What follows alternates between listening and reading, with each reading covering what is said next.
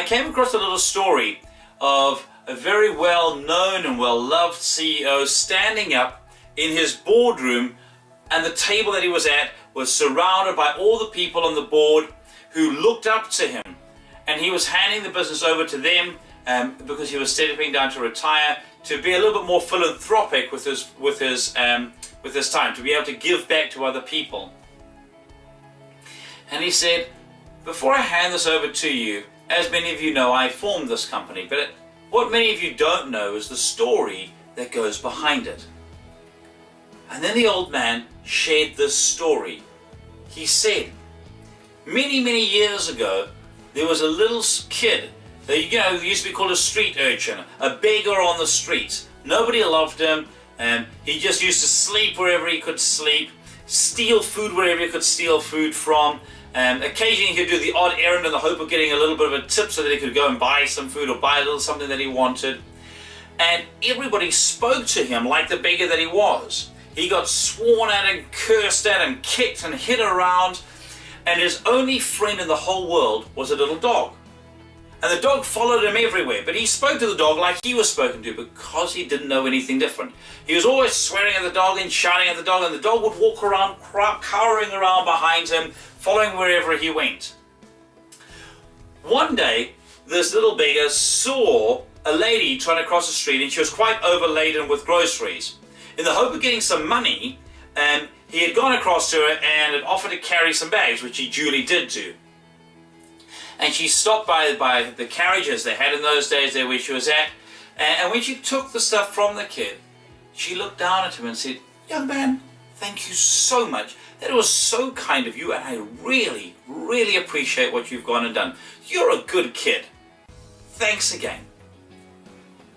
And then she left. And he said the kid was left there totally dumbfounded. No one had ever spoken to him like that before. And he couldn't believe how it made him feel. And he looked down at his dog, and he called his dog across. His dog came cowering across, and he spoke to his dog in the same way that he had just been spoken to.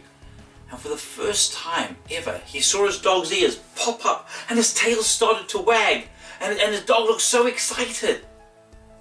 And he said, and that young boy resolved that he would never ever speak again to another person in a way that would make them feel anything other than filled with feelings that they were a valued person.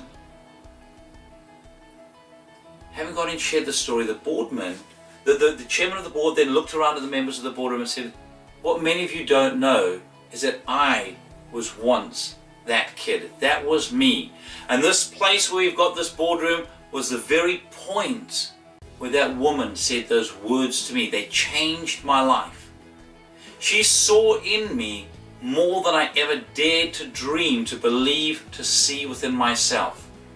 And when we look to aim to catch people doing something right, when we look to see the best in people, when we attempt to draw the best out of people, who knows where that ripple effect might land up? Who knows the positive impact that that might have throughout life?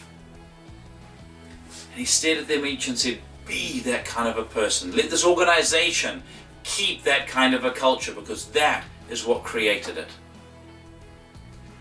If you're even just a little bit further ahead than somebody else, you have something of value that you can add to them. So consider what you can do. Pay it forward. Have the circle of life. There's that lovely quote, and it wraps up in your book, and it says this: when you get, give. When you learn, teach. Here's to your ongoing success.